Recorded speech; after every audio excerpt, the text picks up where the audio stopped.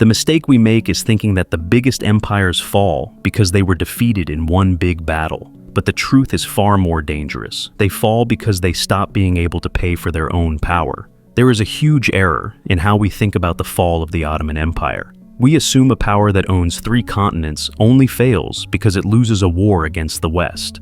In the mid-1500s, the Ottomans weren't just a group of fighters, they were the masters of the most important trade routes on Earth. They controlled the flow of silk, spices, and gold between Europe and Asia. It was a total system of power, strong, rich, and seemingly impossible to break. Yet, over a few hundred years, this massive machine of control slowly fell apart.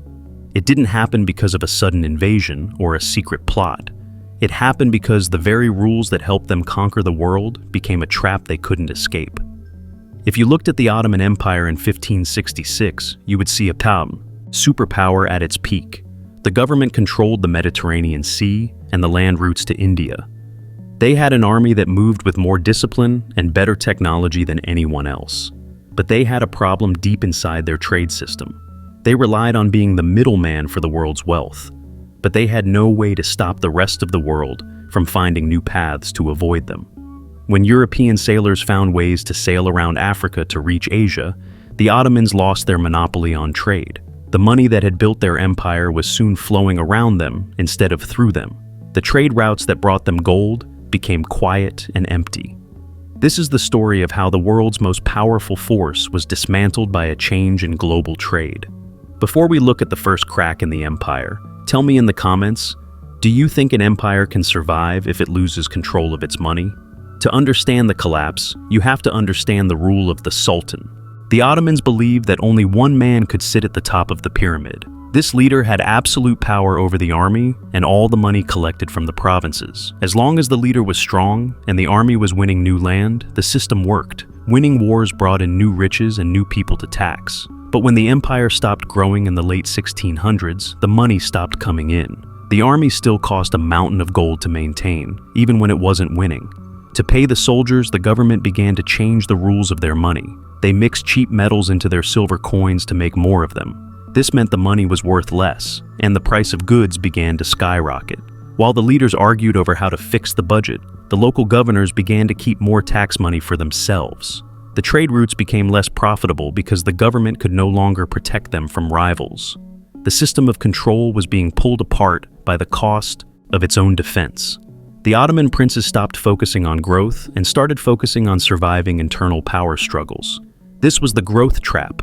By building a system that required constant conquest to stay rich, they ensured they would fail the moment the borders stopped moving. As the Ottoman Empire stopped taking new land, the government faced a massive financial crisis.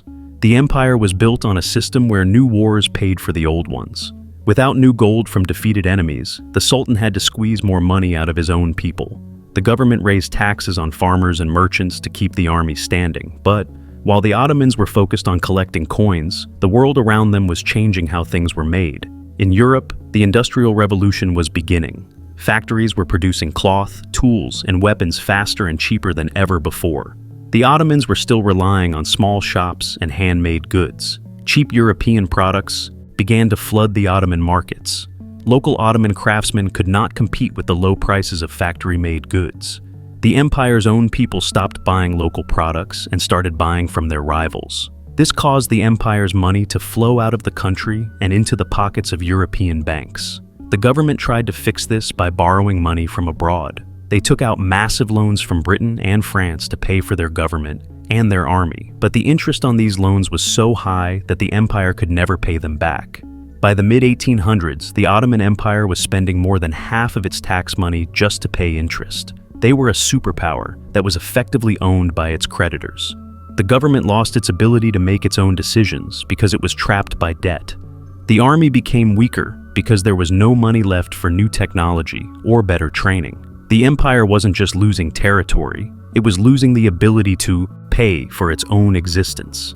By the 1800s, the Ottoman government in Istanbul was losing its grip on the distant parts of the empire. The system relied on the Sultan being able to enforce his rules in every province.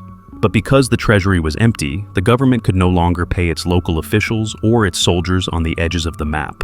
local lords and governors realized that the center was weak and started to act like independent kings. They kept the local tax money for themselves and built their own private armies. This was a disaster for the empire's military power. Instead of one unified force that could move anywhere, the army was now a collection of local groups that didn't trust each other. In places like Egypt and the Balkans, these local leaders began to openly defy the Sultan's orders. The British and the French saw this weakness and began to make their own deals with these local rebels. They offered money and weapons to the provinces to help them break away from Ottoman control. Every time a province rebelled, the Ottomans had to spend more money. They didn't have to send an army to stop it. Even when the Ottomans won these small wars, they lost because the cost of the fight was higher than the value of the land. The empire was being pulled apart from the inside, while its rivals watched from the outside. The government tried to fix this by creating new modern rules for the whole country, but the local lords refused to follow them. The central government had the title of power, but the local leaders held the actual force and the money. The Ottomans were no longer a single solid wall. They were a group of small territories that were slowly drifting apart. By the late 1800s, the Sultan was known as the sick man of Europe because everyone knew the empire was too weak to stay in one piece. By the late 1800s, the Ottoman Empire had lost its ability to survive on its own money. To keep the army functioning and the government running, they had to rely on loans from European banks. This created a cycle where the empire had to take out new loans just to pay the interest on the old ones. In 1875, the government finally went bankrupt and could no longer pay its debts. The European powers did not just let the money go, they took control of the empire's revenue. They created a special commission that collected taxes on Ottoman salt, tobacco, and silk directly. This meant the Sultan no longer had full control over his own country's wealth. At the same time, the world's military technology was moving faster than the Ottomans could afford. The British and Germans were building massive steel warships and high-power artillery. The Ottomans had to buy this equipment from the very people they owed money to. This put the empire under constant pressure from the great powers of Europe. Britain, France, and Russia used the empire's debt as a tool to demand more land and better trade rules for themselves. The Sultan was forced to give up control of territory like Cyprus and Egypt to keep his creditors happy. Inside the empire, the people saw their government as weak and controlled by foreigners. This led to the rise of new groups who wanted to overthrow the Sultan and modernize the state by force. The empire was being squeezed between the demands of foreign banks and the anger of its own citizens. By 1900, the Ottoman state was a shell that only stayed in one piece because the European powers couldn't agree on how to divide it. The end of the Ottoman Empire came when the internal pressure and the external debt finally collided. By the early 1900s, the government was no longer a single force, but a group of factions fighting for control.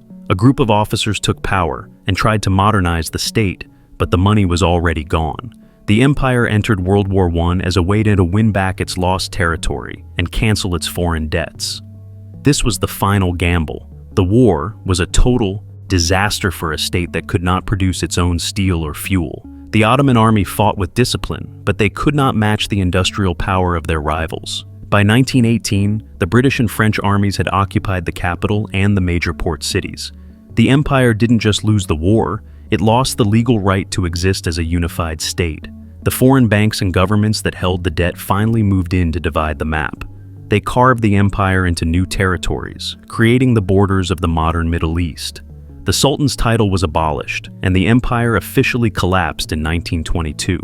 It wasn't a sudden fall, but a slow process of losing control over trade, money, and land. The story of the Ottomans is a warning about the danger of relying on old systems in a changing world.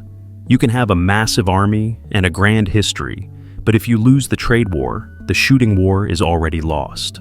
The sick man of Europe finally died because the cost of being an empire became higher than the empire could pay.